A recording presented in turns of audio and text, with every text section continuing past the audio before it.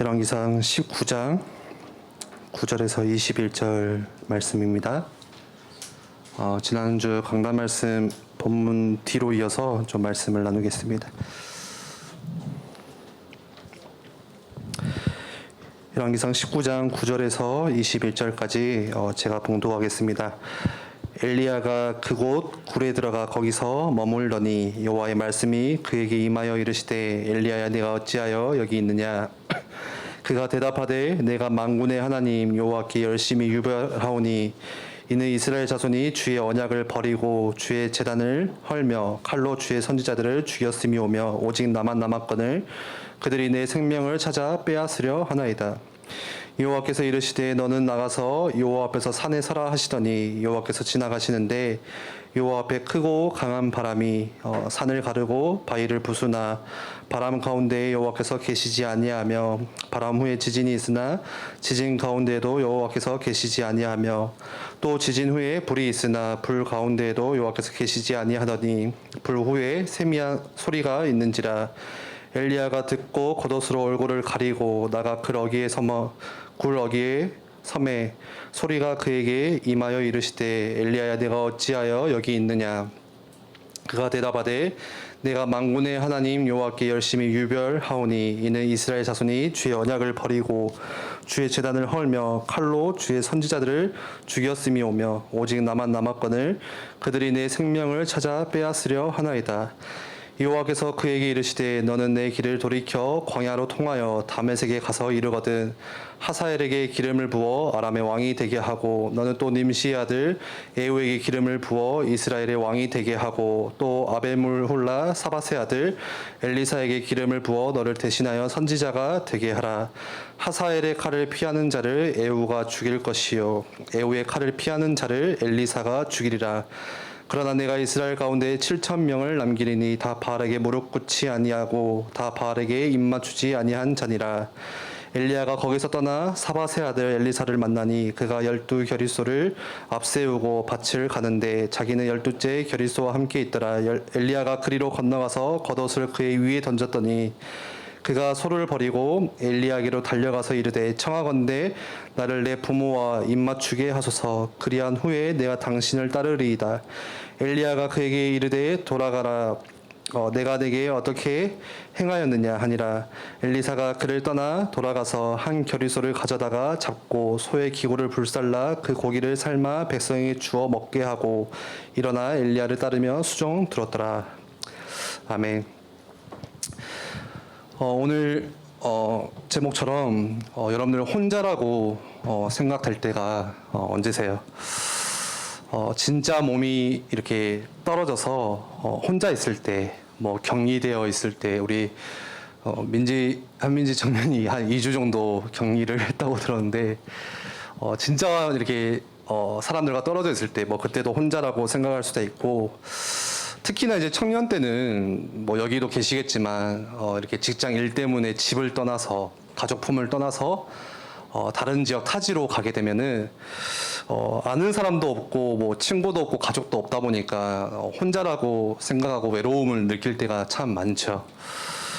또는 내 주변에 지금 부모님도 함께 계시고 지금 친구들도 같이 있지만 진짜 내가 힘든 일을 당했을 때 그 누구도 나에게 위로를 줄 수가 없고 그 어느 누구도 나에게 진짜 도움을 줄 수 없을 때, 나를 위할 수가 없을 때, 그때 역시 결국은 나는 혼자구나, 나 혼자만 남았구나, 이렇게 우리가 생각을 할 때가 참 많습니다. 오늘 말씀에 엘리야 역시 혼자라고 생각을 합니다. 나 혼자 남았다고 생각을 합니다. 그래서 10절에 오직 나만 남았거들, 또 14절에도 똑같이 오직 나만 남았거든. 혼자라고 생각을 하는 거죠. 그런데 혼자 남았다고 생각하는 그 이유가 그 바로 뒤에 나오는데 그들이 내 생명을 찾아 빼앗으려 하나이다. 이렇게 이유가 나와 있습니다. 지금까지 하나님께서 엘리야를 통해서 하셨던 엄청난 사역들이 있었어요. 예를 들어서 사르밧 과부집에 가루와 기름이 떨어지지 않게 하셨고 또 죽은 아이를 살리셨고 또 갈멜산에서는 하나님이 불을 내려주셨고 거짓 선지자 850명 싸워서 이기게 하시는 그런 역사들을 엘리야가 봤습니다. 그런데 이전에 하나님께서 어떻게 사역을 하셨고 어떤 일들을 자기 앞에 보여주셨고 어떻게 함께 하셨는지 그것들은요 다 잊어버렸어요. 그리고 지금 하나님의 일보다는 자기에게 찾아온 이 두려움, 이게 훨씬 더 크게 느껴지는 거예요. 우리도 그럴 때가 참 많죠. 청년으로서 엘리야처럼 뭐 이렇게 뭐 대단한 사역을 한 건 아니지만 뭐 간증거리가 뭐 갈멜산에서 뭐 이겼다 이런 건 없지만 분명 우리가 말씀을 통해서 우리에게 주시는 은혜들이 있습니다. 그때마다. 그리고 그 말씀을 듣다가 우리가 힘을 얻기도 하고 또 결단도 하게 되죠. 내가 이렇게 살면 안 되겠구나. 내가 하나님을 위해서 내 방향을 바로 맞춰야겠구나. 그런데 다시 세상으로 나가면요. 그 세상이 얼마나 크게 보이는지, 얼마나 위대하게 이렇게 대단하게 보이는지 들었던 말씀은 다 잊어버리고요. 다가오는 걱정과 한숨이 더 커질 때가, 훨씬 더 커질 때가 많습니다. 그러면 우리가 그럴 때 말씀으로 다시 돌아가려고 하는 것이 아니라 우리가 그 속에 있다 보면 자꾸만 그 속에서 돌파구를 찾으려고 해요. 세상 속에서요. 말씀으로 돌아가려고 하는 게 아니라요. 그래서 오늘 이 말씀에 나오는 엘리야나 뭐 저나 여러분들이나 별반 다를 게 없는 거죠. 그래서 야고보서 5장 17절 말씀에도 이렇게 우리에게 어떻게 보면 위안을 줍니다. 위로를 합니다. 어떻게 말씀하냐? 야고보서 5장 17절에 엘리야는 우리와 성정이 같은 사람이로되 이렇게 표현해요. 같은 사람이래요. 세번역 성경에는 우리와 엘리야가 우리와 같은 본성을 가진 사람이로되, 그리고 쉬운 성경에는요 더 심플하게 이야기를 하는데 엘리야도 우리와 같은 사람이었습니다. 이렇게 말을 합니다. 다시 말해서 본성이 같은 거예요. 똑같이 힘들어하고 똑같이 혼자라고 생각하고 똑같이 외로워하고 똑같이 두려움이 찾아오면 거기에 걱정하고 한숨 쉬고 넘어지고 같은 본성을 가졌다는 거죠. 그러니까 오늘 엘리야가 그런 심정 앞에서 엘리야가 하는 기도들을 보세요. 내가 만군의 하나님 여호와께서 열심히 유별하오니 이는 이스라엘 자손이 주의 언약을 버리고 주의 제단을 헐며 칼로 주의 선지자들을 죽였으며며 오직 나만 남았거늘 그들이 내 생명을 찾아 빼앗으려 하나이다.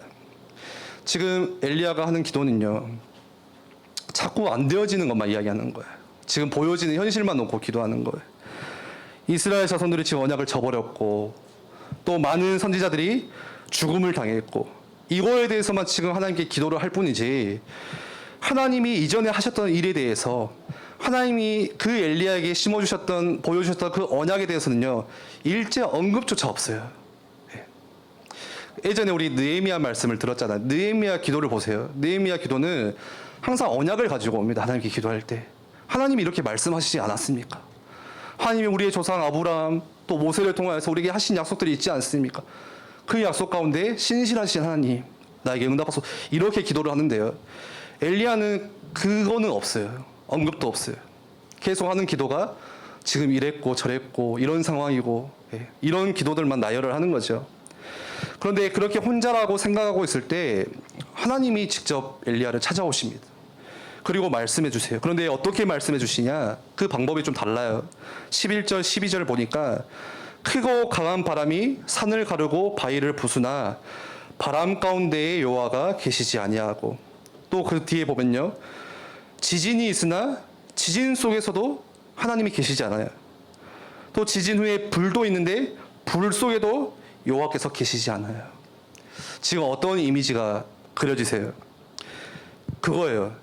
이전에 엘리야가 체험했던 거, 갈멜산에서 그 전투에서 대단한 사역 가운데 하나님이 임재가 나타났던 거, 하나님께서 불을 내려주시면서 하나님의 임재와 하나님의 역사가 나타났던 거, 이제는 그게 아니라는 거예요. 큰 바람에도 하나님이 계시지 않고 지진 속에도 계시지 않고 불 가운데 속에서도 계시지 않고 어디 계세요? 그 뒤에 이렇게 말하죠. 세미한 소리 가운데 하나님이 그 하나님의 음성을 들려주시고 하나님이 말씀하시고 하나님의 뜻을 보여주시고 거기에 엘리야가 귀를 기울이게 됩니다. 우리는 그렇게 생각할 때가 있어요. 뭔가 큰 능력에만, 큰 사역에만, 뭔가 대단한 큰 응답에만 이게 하나님이 하셨던 거구나.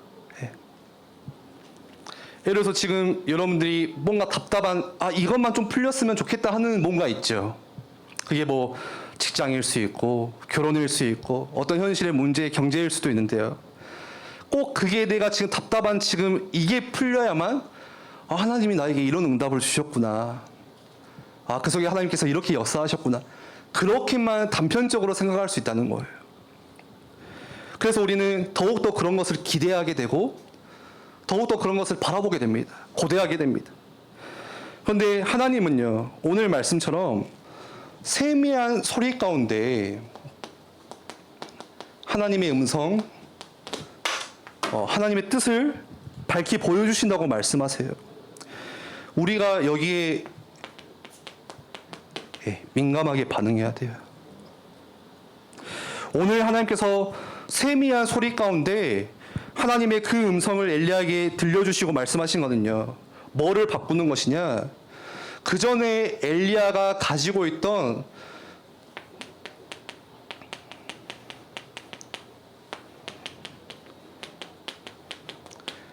고정관념, 선입견, 이거를 완전 뒤바꾸는 작업을 하나님이 하시는 거예요. 꼭 갈멜산에서만 나타나야 하나님의 뜻이고, 꼭 불이 하늘에서 떨어져야만 하나님의 뜻이고, 꼭 대단한 그런 싸움에서 이겨야만 하나님의 뜻이 아니라, 지금 그게 아니라 아주 세미한 가운데 그 속에서 하나님이 너에게 지금 말하고 있어. 그러면서 엘리야에게 어떤 말씀을 하시죠? 절대 너는 혼자가 아니야. 갈멜산에서 했던 일들 말고 진짜 너가 이제 해야 될 일이 있다. 오늘 기도한 것처럼 진짜 사명이 남아있다고 말씀하시는 거예요. 그 가장 첫 번째 해야 될 일이 뭐냐?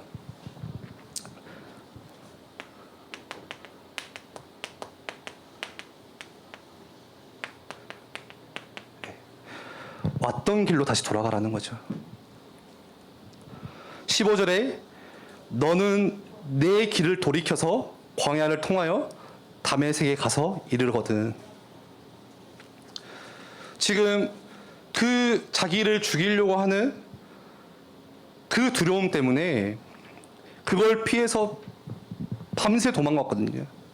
그런데 하나님이 오늘 세미한 음성 가운데 들려주시는 첫 번째 말씀하시는 거는 다시 돌이켜 돌아가라. 예? 우리는 뭔가 하다가 막히면요, 때로는 그것 때문에 포기하죠.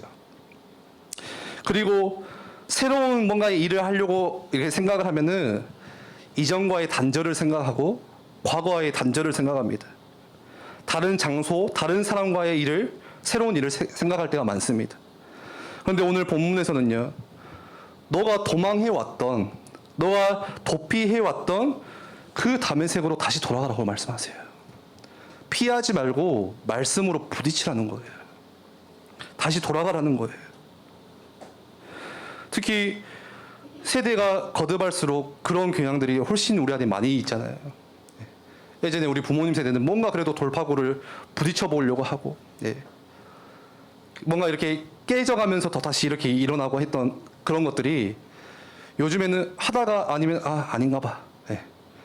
쉽게 돌아서 버리고 쉽게 접어버리고.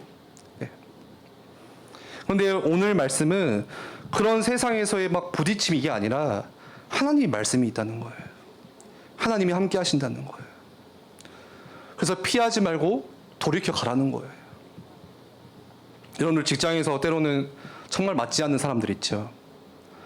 일도 맞지 않을 수 있고 사람도 맞지 않을 수 있고 막 피하고 싶습니다. 직장을 옮겨야 될까? 내가 뭔가 뭐 직업을 바꿔야 될까? 그런데 그게 답이 되지는 않잖아요. 직장을 옮기면은 그렇게 나를 괴롭혔던 김 부장이 없냐? 거기는 이 부장이 있어요. 이 부장이. 그 사람과의 또 갈등이 있어요. 이 일이 맞지 않아서 이 일을 하면 이 일은 나한테 딱 맞냐? 그거 아니에요. 피해서 될 게 아니라는 거예요. 하나님이 주신 말씀이 그 속에 있다는 거예요. 그 속에 나를 보내신 이유가 있다는 거죠. 그러면서 뭐 하라고 하시죠? 하사엘에게 기름을 부어서 아람 왕이 되게 하고, 그리고 에후에게 기름을 부어서 이스라엘 왕이 되게 하고, 그 다음에는 엘리사에게 기름을 부어서 너를 대신해서 선지자를 세우라고 말씀하십니다. 하나님께서 앞으로 어떻게 하실지를 친히 보여주세요. 새로운 지도자들을 세워서 그 전에 바알을 숭배하던 문화, 나라, 정치 모든 것들을 완전히 뒤바꾸겠다. 내가 완전히 그 바알 문화에서 승리할 것이라고 말씀하시는 겁니다. 그래서 이스라엘을 향한 하나님의 방법으로 하사엘을 세우세요. 이게 열왕기하 8장 말씀에 이제 나오거든요. 그리고 에후는 아합 이후 새로운 왕조 시대를 열면서 이스라엘의 왕조 시대를 열면서 그 전에 아합의 세력들을 완전히 깔끔하게 청소를 합니다. 완전히 잔재를 없애버립니다. 그 바알을 섬겼던 문화들을요. 그리고 엘리사는 잘 아시죠. 갑절의 영감을 구하면서 도단성 운동을 통해서 진짜 언약까지 후대들을 이제 일으키 본격적으로 세우기 시작하죠. 그리고 18절에 보니까요. 바알에게 무릎 꿇지 않고 입 맞추지도 않은 7,000명이 남아있다. 제자들이 남아있다. 말씀하십니다. 다시 말해서 엘리야는 처음부터 혼자가 아니었어요. 혼자가. 착각한 거죠. 지금 자신이 처한 환경과 상황과 뭔가의 그런 생각 속에 잡혀서 속고 있는 거예요. 크게 착각한 거예요. 하나님이 부르실 때는요. 이유가 있어요. 다시 말해서 하나님께서 부르실 때는 하실 일이 있기 때문에 이미 모든 것을 다 준비하시고 부르셨습니다. 그게 우리가 말하는 언약의 여정이잖아요. 우리는 그 준비한 가운데 언약의 여정 길을 걸어가고 있죠. 오늘도. 그런데 우리는 그 여정 속에서 걸어가다가 속을 때가 굉장히 많아요. 그래서 딴 길로 새려고 할 때가 정말 많아요. 뭐에 속죠? 지금 내 환경, 지금 내 상황, 내가 처한 처지, 내 주변에 들려지는 그런 소리들, 자꾸 세상의 소리들, 스스로의 그런 능력들, 나의 무능함들, 그런 것들을 보면서요. 하나님께서 분명하게 준비하신 일이 있는데 오늘 엘리야와 같이 나를 통하여서 하나님께서 분명히 숨겨두신 일이 있는데요. 그걸 보지 못하고 뭐라고 생각하냐? 아, 나는 혼자야. 혼자라고 생각하는 거예요. 혼자가 아닌데도 불구하고요. 진짜 우리가 해야 될 일이 남아있어요. 그거는 하나님께서 나를 통해서 하시는 일이에요. 그리고 그 일 때문에 나를 부르셨고 또 우리를 현장으로 다 보내신 거예요. 세상 속으로요. 그래서 여러분들이 가지고 있는 직업은 다 다를 거예요. 가지고 있는 탤런트도 다 다를 거예요. 서 있는 현장의 그런 것도 다 다를 거예요. 그렇지만 그게 진짜 일이 아니라 그 일 너머에 하나님이 하시는 일이 뭔지를 우리가 질문해야겠죠. 하나님이 나를 왜 이곳에 보내셨는지. 단순히 우리가 월급 받아가면서 남의 돈 열심히 세금 내가면서 그리고 집 마련하고 차 사서 결혼하고 애 낳고 하나님이 단순히 그러라고 우리를 보내신 게 아니잖아요. 예. 분명한 이유가 있기 때문에 우리가 그거를 날마다 질문하고 그 속에 방향이 흐트러지지 않도록 늘 말씀 가운데서 또 발견하고 점검해야 되는 것입니다.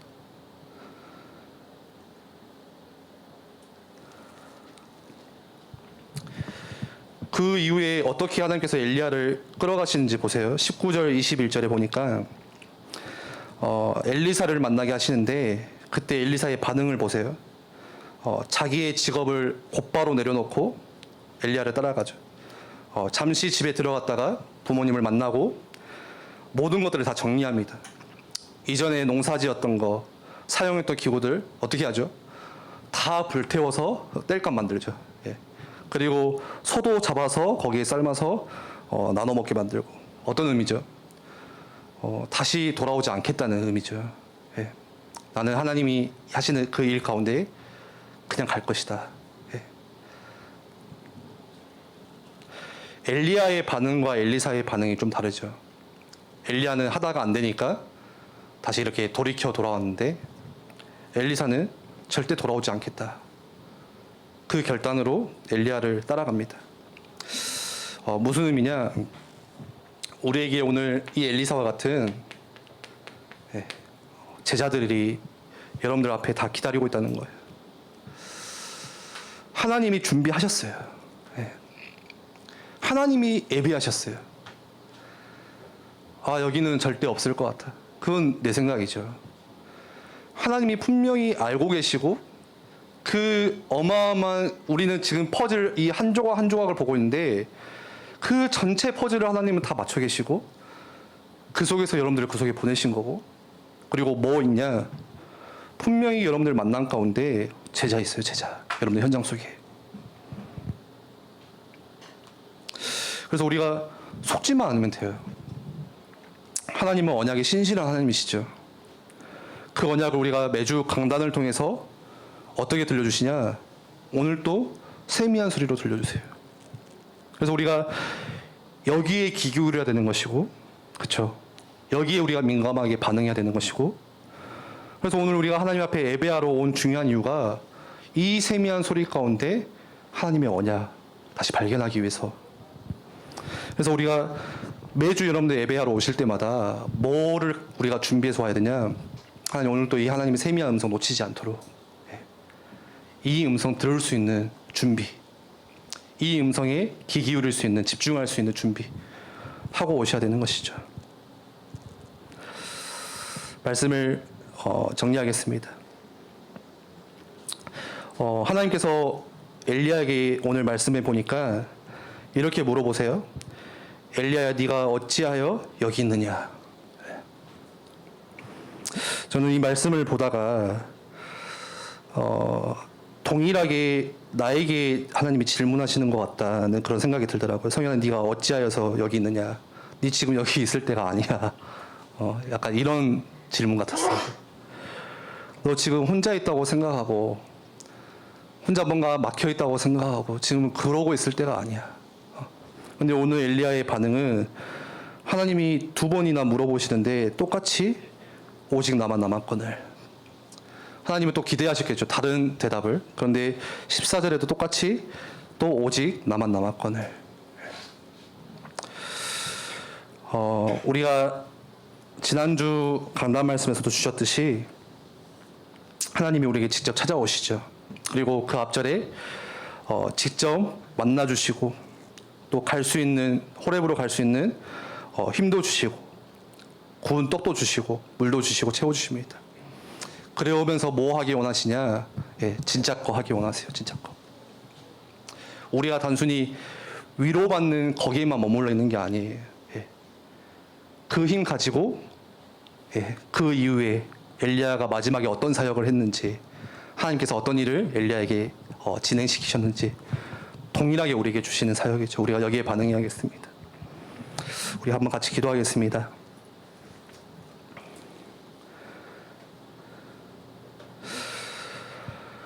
뭔가 답답하고 힘들다고 생각할 때, 혼자라고 생각할 때 하나님께서 질문하시는 것 같아요.